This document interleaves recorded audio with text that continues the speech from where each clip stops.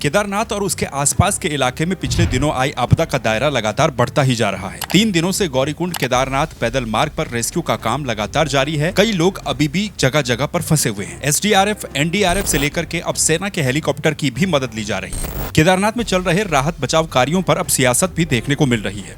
कांग्रेस ने अपनी केदारनाथ प्रतिष्ठा रक्षा यात्रा को भी स्थगित कर दिया है। कांग्रेस की यात्रा आखिरी पड़ाव पर पहुंच चुकी थी और अब कई कांग्रेसी नेता इस वक्त वहां पर लोगों की मदद करते हुए और राहत और बचाव के कामों में जुटे हुए नजर आ रहे हैं। साथ ही मुख्यमंत्री पुष्कर सिंह धामी ने भी एक तरफा मोर्चा संभाला हुआ है। इसी बीच एक तस्वीर मदन कौशिक की भी सामने आती है, जिसमें वो केदारनाथ धाम में दर्शन कर रहे हैं, वो भी सब परिवार। इस पर भी अब सियासत शुरू हो चुकी है। सवाल उठने शुरू हो चुके हैं कि आखिर जब पूरा सिस्टम रेस्क्यू काम में लगा हुआ है, इतनी बड़ी आपदा आई है, तो फिर मदन कौशिक केदारनाथ सपरिवार कैसे पहुंचे। आइए बात करते हैं इस वीडियो में।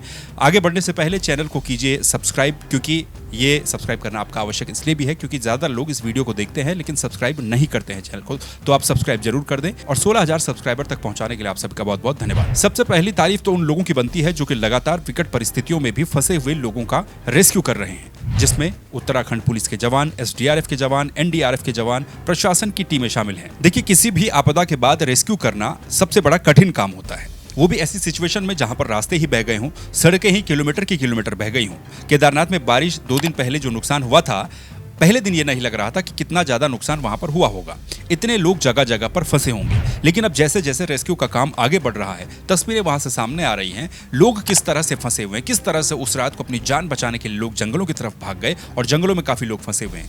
साल 2013 की आपदा में भी कुछ इसी तरह की तस्वीरें हमें देखने को मिली थी, जब लोग उस दौरान भी अपनी जान बचाने के लिए जंगलों की तरफ और पहाड़ों की तरफ भाग गए थे। हालांकि उस वक्त दायरा बहुत बड़ा था, 2013 की आपदा बहुत बड़ी थी, लेकिन ऐसा भी मान सकते हैं कि 2013 की आपदा के बाद केदारनाथ में 2 दिन पहले आई ये आपदा सबसे बड़ी है। अभी भी करीब 150 से ज्यादा लोगों से संपर्क नहीं हो पा रहा है। अब तक आंकड़ों की बात करें तो 7,000 से ज्यादा लोगों का रेस्क्यू किया गया है, जो सरकार आंकड़े बता रही है। शुक्रवार को ही करीब 3,000 लोगों का रेस्क्यू वहां पर किया गया। रेस्क्यू की इन तस्वीरों को आप देखिए, कितनी मुश्किल परिस्थितियों में यात्रियों का रेस्क्यू वहां पर किया जा रहा है।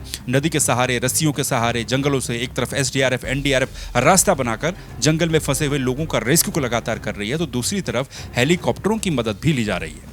अभी भी 1500 से ज्यादा लोगों के फंसे होने की सूचना है। केदार से आए शाबाश शाबाश, आराम शाबाश शाबाश, बहुत बड़े।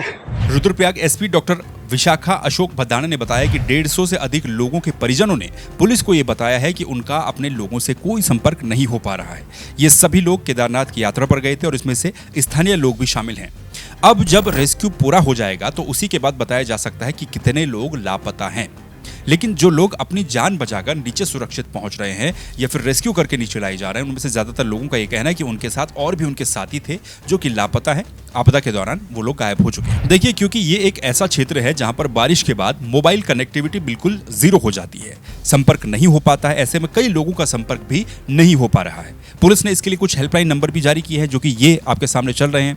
यदि आपका भी कोई व्यक्ति लापता है, आपका संपर्क उससे नहीं हो पा रहा है, आप जानकारी लेना चाहते हैं, तो आप इन हेल्पलाइन नंबरों पर कॉल करके पता कर सकते हैं। मुख्यमंत्री पुष्कर सिंह धामी का कहना है कि उनकी नजर भी लगातार इस रेस्क्यू अभियान पर बनी हुई है। केंद्र से प्रधानमंत्री नरेंद्र मोदी और गृह मंत्री अमित शाह भी उनसे लगातार संपर्क कर रहे हैं और जो भी मदद चाहिए वो मदद केंद्र के द्वारा की जा रही है। सेना के 2 हेलीकॉप्टर भी इस दौरान रेस्क्यू में भेजे गए, वो भी रेस्क्यू में जुटे हुए और वहां पर फंसे हुए लोगों के लिए खाने पीने की व्यवस्थाएं भी लगातार की जा रही है। इस व्यवस्था में चाहे मंदिर समिति हो, चाहे शासन प्रशासन हो, चाहे दूसरी संस्थाएं हो, सभी लोग जुटी हुई हैं। वहीं दूसरी तरफ कांग्रेस ने भी अपनी केदारनाथ प्रतिष्ठा रक्षा यात्रा को स्थगित कर दिया है। राहुल गांधी के कहने पर इस यात्रा को स्थगित किया गया। राहुल गांधी ने यह कहा था कि सभी कांग्रेस के नेता और कार्यकर्ता इस वक्त आपदा के रेस्क्यू अभियान में जुट जाएं, लोगों की मदद करें। और उसी को देखते हुए कई कांग्रेसी नेता इस वक्त आपदा प्रभावित इलाकों में मौजूद हैं, जिसमें गणेश गोदियाल, मनोज रावत, यशपाल आर्य, हरक सिंह रावत, ये सभी नेता और कांग्रेस के कई कार्यकर्ता इस वक्त कई जगहों पर कैंप लगा करके लोगों के लिए खाने पीने की व्यवस्थाएं कर रहे हैं। ये वीडियो भी आप देख सकते हैं किस तरीके से लोगों को राहत सामग्री दी जा रही है। वहीं हरीश रावत का कहना है कि सरकार इस आपदा में हुई जनहानि को स्पष्ट करे। कई लोग लापता हैं, जिनके परिवार वाले बड़े चिंतित हैं। कई लोग यहाँ पर अपनी आजीविका को चलाने के लिए आते हैं, वो भी काफी चिंतित हैं। वहीं भाजपा का कहना है कि वो भी अब राहत बचाव के कार्यों में जुटेगी। इसके लिए समितियां बनाई गई हैं जो कि आपदा प्रभावित इलाकों में जाकर के निरीक्षण करेंगे और पार्टी को रिपोर्ट सौंपेंगी। इसके अलावा एक चीज जो कि चर्चाओं में काफी ज्यादा है और उस पर बयानबाजी भी अब देखने को मिल रही है, वो है पूर्व मंत्री और बीजेपी के विधायक मदन कौशिक की तस्वीर।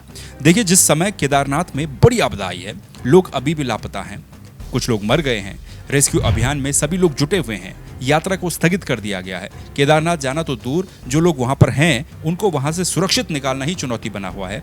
ये कोशिशें लगातार की जा रही हैं। उस वक्त मदन कौशिक सपरिवार केदारनाथ मंदिर में दर्शन करने पहुंचे। अब क्योंकि पैदल मार्ग से तो वो गए नहीं होंगे, वीआईपी भी हैं और पैदल मार्ग ध्वस्त भी हैं, हेलीकॉप्टर से ही गए होंगे। और रेस्क्यू में उत्तराखंड राज्य के इस वक्त 4 सरकारी हेलीकॉप्टर जुटे हुए हैं, 2 वायुसेना के हेलीकॉप्टर भी पहुंचे। ऐसे में क्या हेलीकॉप्टर से केदारनाथ जाना और दर्शन करना उचित था? इस पर बड़े सवाल उठ रहे हैं।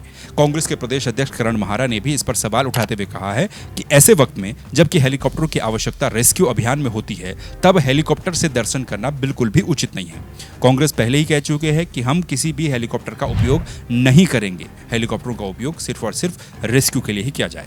लेकिन मदन कौशिक तो केदारनाथ धाम पहुंच गए, दर्शन करके फोटो भी अपलोड कर रहे हैं। करण महारा ने तो ये भी कहा था कि जितने समय में एक हेलीकॉप्टर में 10 वीआईपी लोग दर्शन करने जाते हैं, उतने समय में 20 लोगों का रेस्क्यू किया जा सकता है। वहीं घनसाली चिरवटिया मोटर मार्ग पर मुयाल गांव के पास जो पुल बह गया था, वहां पर भी वैली ब्रिज पहुंच चुका है। इसे स्थापित करने का काम भी अब किया जा रहा है। बूढ़ा केदार क्षेत्र में रिवर चैनलाइजेशन के लिए निर्माण सामग्री भी पहुंच चुकी है और काम वहां पर भी प्रगति पर है। इसके अलावा जखन्याली, पिपोला और मुयाल गांव में विद्युत आपूर्ति को सुचारू कर दिया गया है। साथ ही जो बाधित सड़कें उनको खोलने का काम जारी है। आपदा प्रभावित गांव में नुकसान का आकलन भी किया जा रहा है। बहरहाल इन सब तमाम चीज़ों पर जो राहत और बचाव का काम वहाँ पर चल रहा है, इस पर आपकी क्या प्रतिक्रिया और मदन कौशिक का क्या वहाँ पर हेलीकॉप्टर से दर्शन करने जाना उचित था या नहीं था, इस पर आप भी कमेंट करके अपनी राय रखिए। और बड़ी अच्छी बात है कि पक्ष और विपक्ष सभी नेता इस वक्त वहाँ पर हैं। चाहे राजनीति ही सही बहाना, लेकिन लोगों की मदद करते हुए वहाँ पर नजर आ रहे हैं, लोगों को राहत सामग्री देते हुए नजर आ रहे हैं। और उम्मीद करते हैं कि जल्द से जल्द लोगों का रेस्क्यू हो सके। जो लोग लापता हैं भी, वो स्पष्ट आंकड़ा भी सामने आना चाहिए और वो तभी आ पाएगा जब ये जो प्रारंभिक जो रेस्क्यू ऑपरेशन इस वक्त वहाँ पर चल रहा है, जैसे ही रेस्क्यू ऑपरेशन पूरा होता है तो देखना होगा कि सरकार क्या आंकड़े जारी करती, कितने लोग अभी भी लापता बताए जाते हैं। बाकी आपका क्या कुछ कहना, कमेंट आप कर ही देंगे। फिर मिलेंगे नए वीडियो में किसी नए टॉपिक के साथ। तब तक के लिए नमस्कार।